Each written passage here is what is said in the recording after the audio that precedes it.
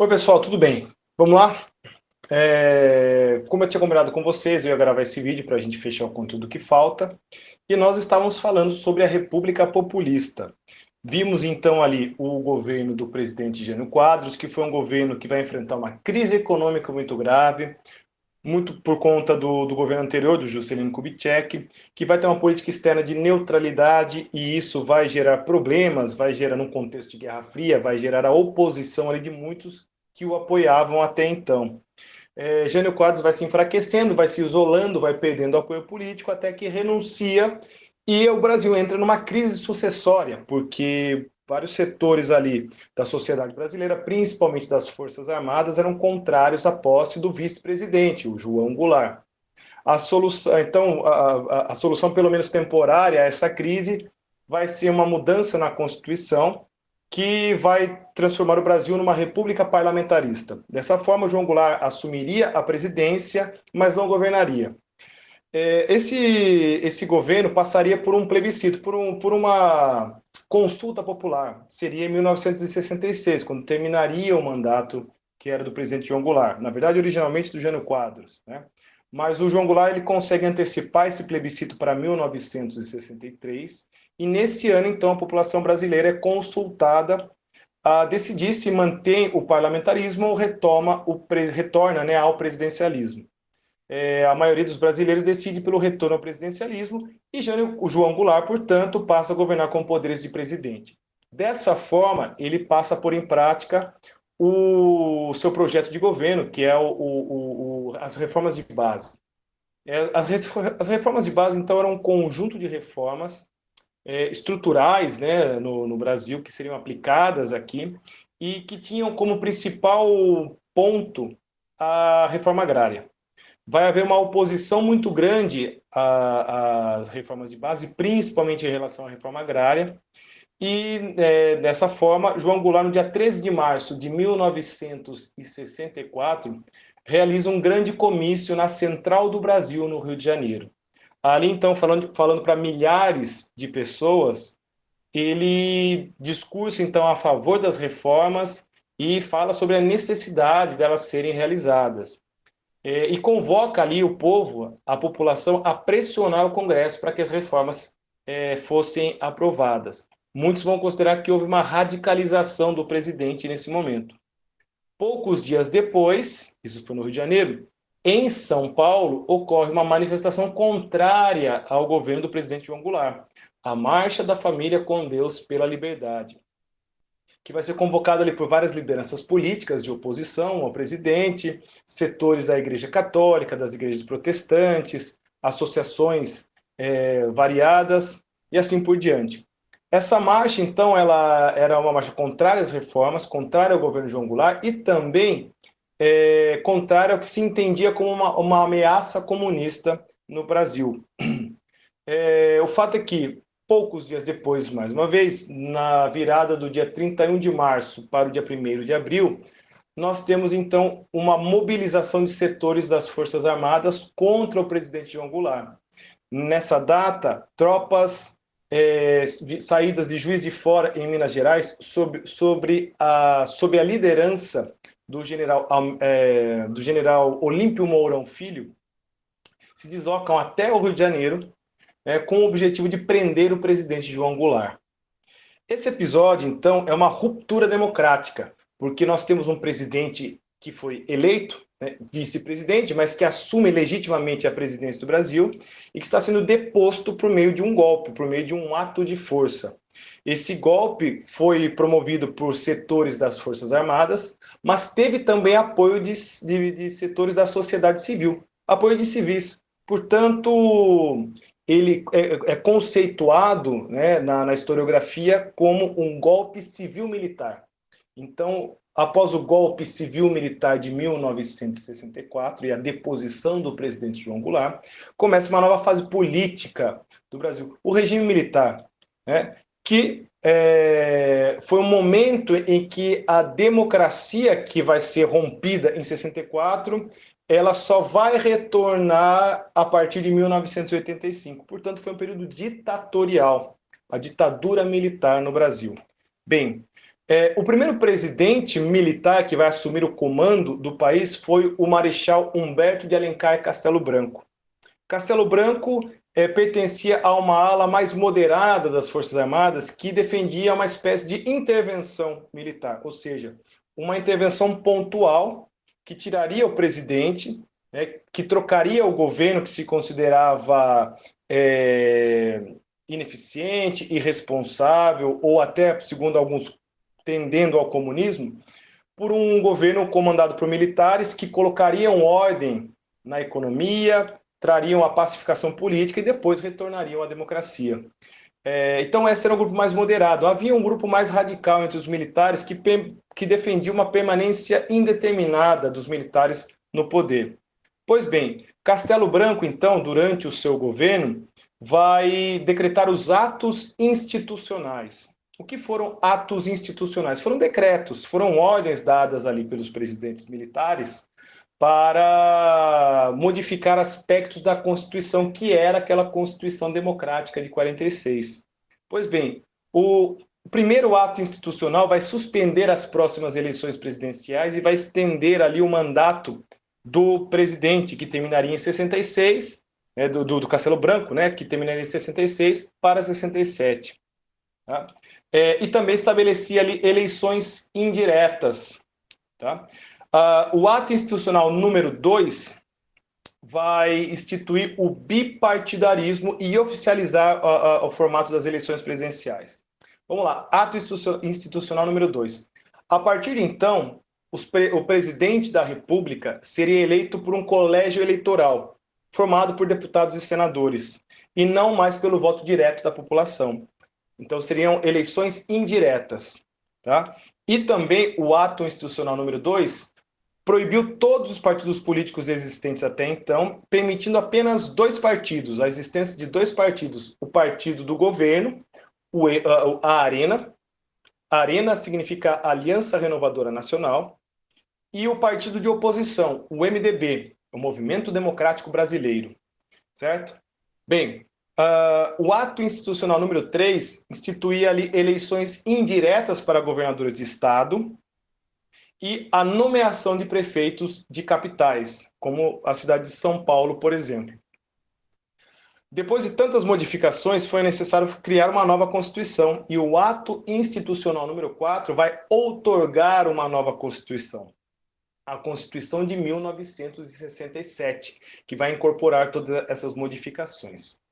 Bem, o governo Castelo Branco termina em 1967 e ele é sucedido pelo então general, mas ao assumir a presidência, promovido para marechal, Arthur da Costa e Silva. Costa e Silva, como era conhecido, pertencia ao grupo mais radical, que era chamado de linha dura, né, dos militares, que defendia uma permanência indeterminada, uma atuação mais forte do governo sobre a sociedade e assim por diante. Durante o governo Costa e Silva, o apoio ao governo vai diminuindo.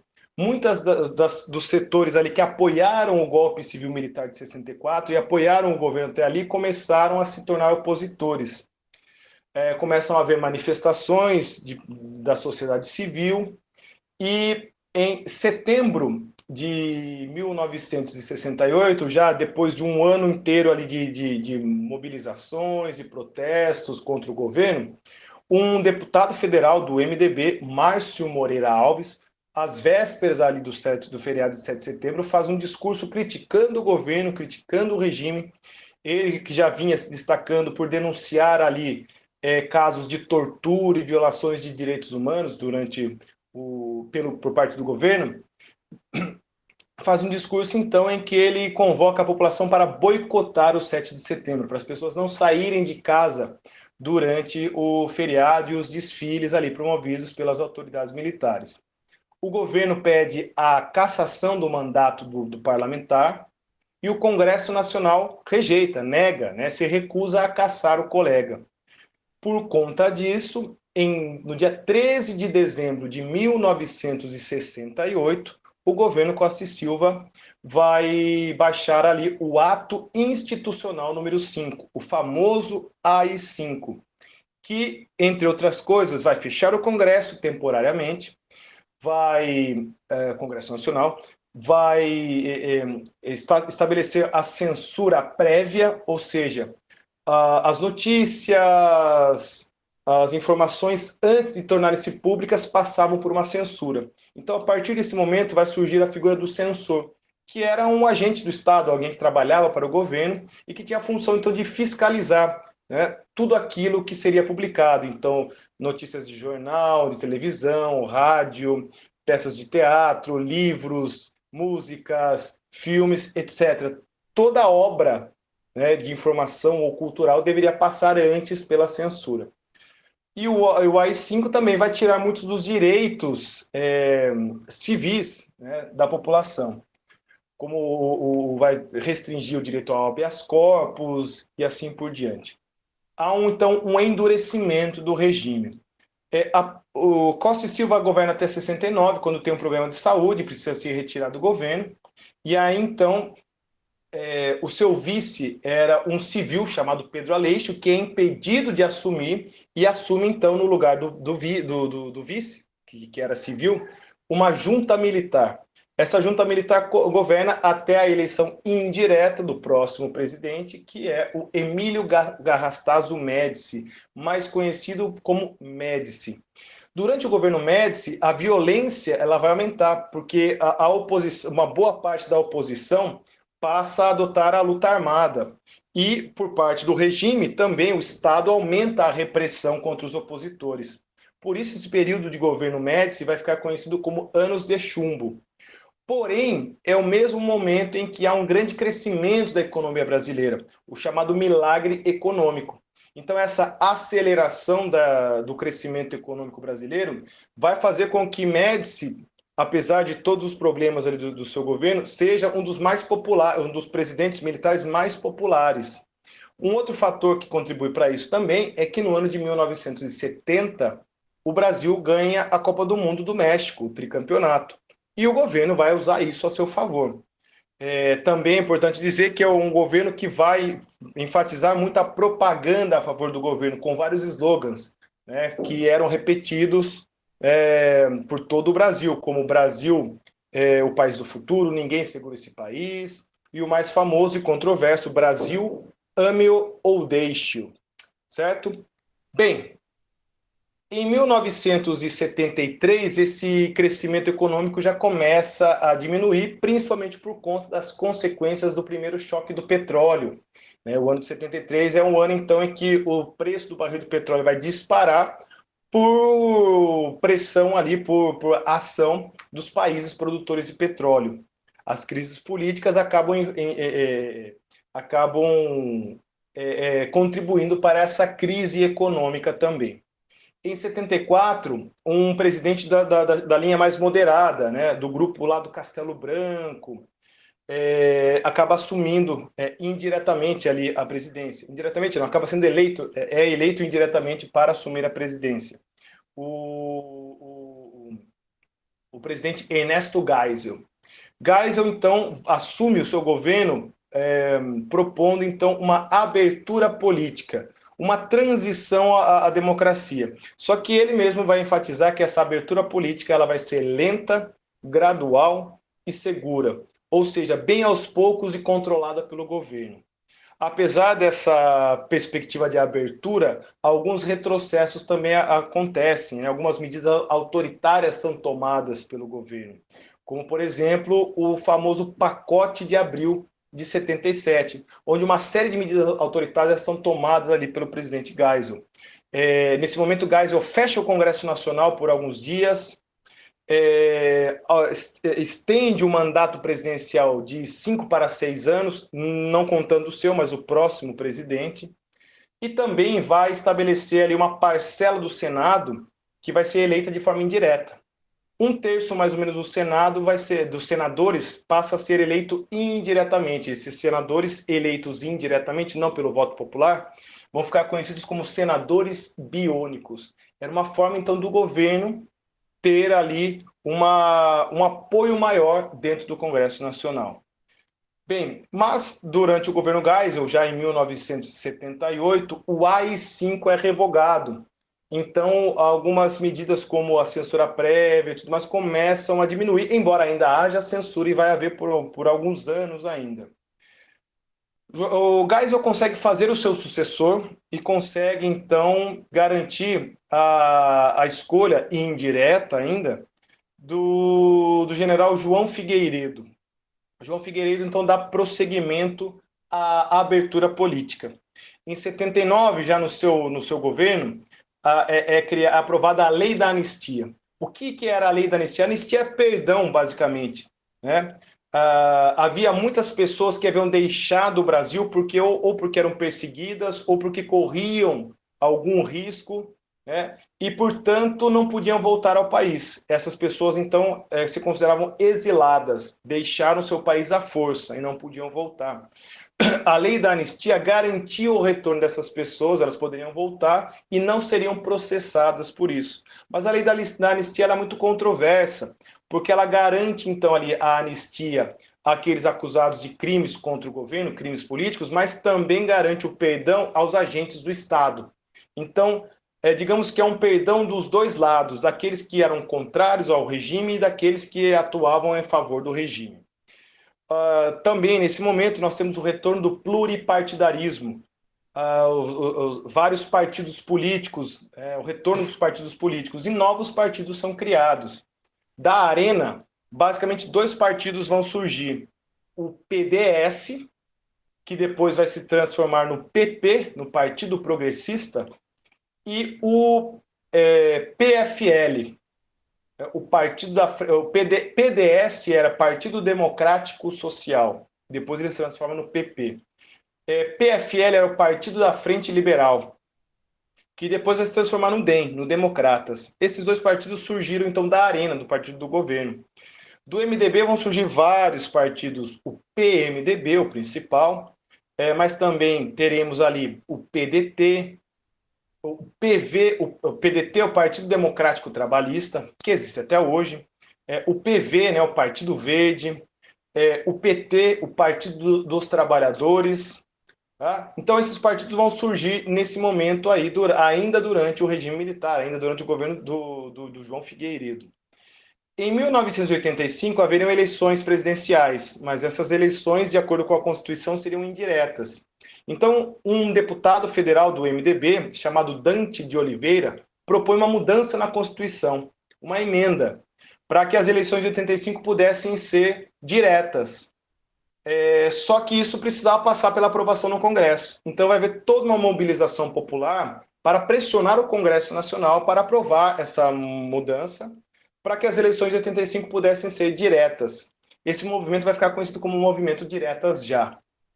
Apesar de toda a mobilização, no dia da votação, o Congresso, a maioria dos parlamentares acaba decidindo pela manutenção das eleições indiretas. E as eleições de 1985 foram indiretas ainda. Se apresentaram dois nomes para concorrer. Um pelo PDS, Paulo Maluf, e o outro pelo PMDB, Tancredo Neves. Tancredo Neves vence as eleições indiretas, estão dando início ali ao período de transição, né, para um regime civil, para um regime democrático, porém morre antes de assumir a presidência. Quem assume, então, a presidência, a partir de 85, era o vice de Tancredo Neves, José Sarney, dando início a um novo período político do Brasil, conhecido como Nova República. Tudo bem? Bom, e na América Latina, como é que estava a situação? A década de 60, então, voltando um pouquinho, ela marca a crise do populismo. Então, o populismo foi aquele regime que vigorou da década de 30 até a década de 60, mais ou menos, na América Latina como um todo. E por que o populismo ele entra em crise nesse momento? Bom, alguns fatores que explicam isso são, primeiro, algumas reformas foram realizadas durante governos populistas. Aqui no Brasil, por exemplo, pegamos ali Getúlio Vargas e a legislação trabalhista, João Goulart e a tentativa de reforma agrária e outras reformas estruturais. Né? Então começa a haver uma exigência de aprofundar as reformas. Os setores populares exigem um aprofundamento das reformas que muitas vezes não é aceito pela elite. algo mais ou menos parecido com o que vai acontecer no Brasil. Havia a proposta de fazer as reformas de base, uma parcela da sociedade era contrária, isso acabou redundando num golpe de Estado. Muito bem. Também há uma pressão externa, estrangeira, do capital internacional. Esses governos populistas tinham como característica central o nacionalismo econômico. E, às vezes, esse nacionalismo, esse protecionismo da economia nacional acabava atingindo interesses do capital estrangeiro, que começa a pressionar também. Vamos lembrar, então, que no golpe de 64 aqui no Brasil, vai haver uma participação e o apoio do governo dos Estados Unidos, que tinha ali seus interesses contrariados com o governo João Goulart. E a polarização ideológica da Guerra Fria também contribui. Aquela disputa ali entre capitalismo e socialismo, todos esses fatores em conjunto contribuem para a superação do regime populista. E, via de regra, os regimes populistas da América Latina foram sucedidos por ditaduras, e ditaduras militares, como aconteceu no Brasil, mas também como aconteceu, por exemplo, no Chile. No Chile, em 1970, foi eleito o presidente do Partido Socialista no Chile, Salvador Allende. E o Salvador Allende foi eleito por uma coligação de vários partidos de esquerda, entre eles o seu partido, o Partido Socialista. Essa coligação chamava-se Unidade Popular. E o Allende, então, ele pretende pôr em prática ali uma política socialista, um processo de socialização no Chile, que, segundo ele dizia, era a via chilena para o socialismo. O que era essa expressão via chilena para o socialismo? Allende dizia que o Chile era um caso diferente do restante do mundo, porque ali o socialismo chegou ao poder pela eleição, e não por meio de uma guerra ou de uma revolução, como em outros lugares. Porém, a sociedade chilena vai se dividir bastante, havia uma parcela grande da sociedade que era contrária às medidas socialistas do presidente Salvador Allende.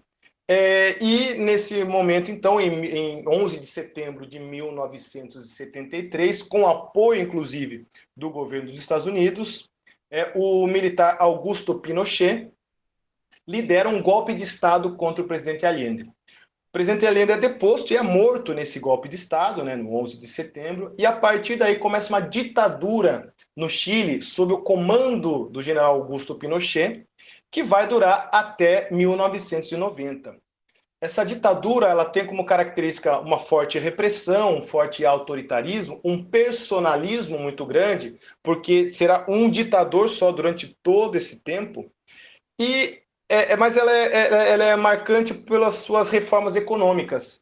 Na ditadura chilena, vai se colocar em prática pela primeira vez ali as políticas neoliberais que estavam sendo discutidas na Europa, na Inglaterra, da Margaret Thatcher, dos Estados Unidos, do Ronald Reagan. Antes disso, o Pinochet começa a pôr em prática, então, essa diminuição da presença do Estado na economia. O neoliberalismo que vai ser implementado por economistas chilenos que estudaram na Universidade de Chicago, nos Estados Unidos. Por isso eram chamados de Chicago Boys, certo? Essa ditadura bastante violenta do Pinochet no Chile vai até 1988, quando, por pressão popular, enfraquecimento do governo, é realizado um plebiscito, e nesse plebiscito a maioria dos chilenos decide pelo fim do regime Pinochet.